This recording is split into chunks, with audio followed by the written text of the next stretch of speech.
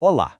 Vamos mergulhar hoje na mente de um pensador que simplesmente virou a economia de cabeça para baixo. O nome dele é Carl Menger, e ele fez uma pergunta, sabe, daquelas bem simples, mas ao mesmo tempo muito profundas. Afinal, de onde vem o valor das coisas? A resposta que ele encontrou, bom, ela mudou tudo. Para começar, vamos pensar num enigma clássico, o famoso paradoxo da água e do diamante. É bem simples. A água é vital, ninguém vive sem ela. Já um diamante, na maioria das vezes, é um enfeite, um luxo.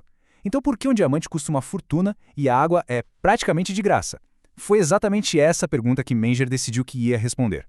E a resposta dele não foi qualquer coisa. Foi uma ideia realmente revolucionária, que forçou todo mundo a repensar o que é, de fato, o valor.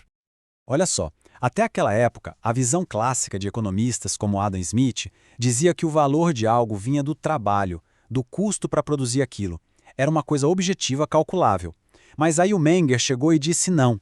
Ele argumentou que o valor não está no objeto, mas sim na nossa mente. É algo totalmente subjetivo. O valor é o quão bem alguma coisa satisfaz uma necessidade nossa aqui e agora. E de repente, com essa ideia, o poder de definir o valor saiu da mão de quem produz e foi parar na mão de quem consome. E isso nos leva direto ao conceito mais famoso dele, a utilidade marginal.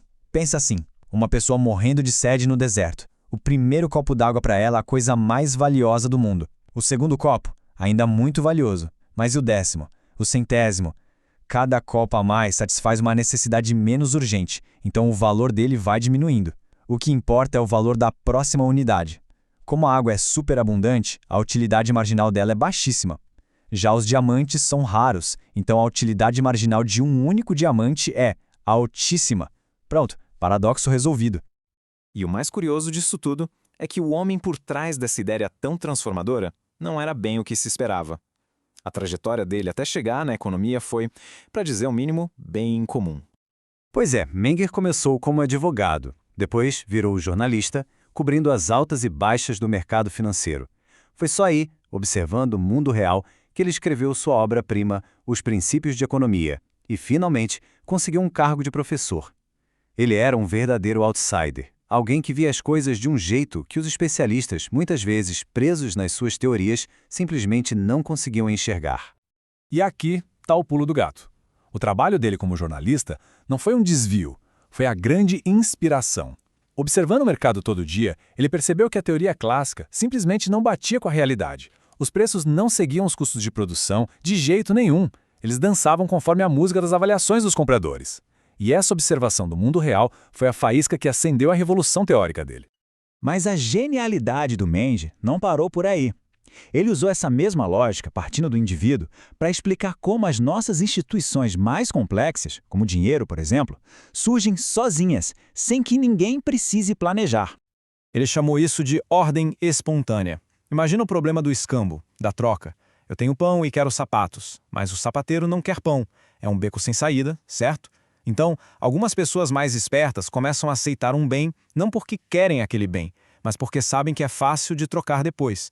Com o tempo, o mercado inteiro acaba convergindo para o bem mais vendável de todos, como o ouro, por exemplo. E assim, sem mais nem menos, o dinheiro surge, não por um decreto de um governo, mas como resultado natural de milhões de pessoas agindo em seu próprio interesse. Agora, como dá para imaginar, essas ideias tão radicais não foram aceitas de braços abertos. A carreira de Menger foi marcada por um baita conflito intelectual contra a elite acadêmica da época dele. Esse conflito ficou conhecido pelo seu nome em alemão, o Methodenstreit, nada menos que a Batalha dos Métodos. De um lado, tínhamos Menger e sua escola austríaca. Ele defendia que a economia podia descobrir leis universais, que valem em qualquer tempo e lugar, como na física, partindo da ação humana. Do outro lado, a poderosa escola histórica alemã, que batia o pé dizendo: não existem leis universais, o que existem são fatos históricos.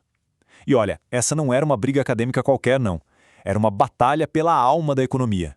Ela é uma ciência que busca a verdade ou é só uma coleção de histórias do passado? E embora a escola histórica tenha dominado na época, a história mostrou que as ideias de Menger eram muito mais duradouras. Vamos ver como o legado dele continua super relevante até hoje.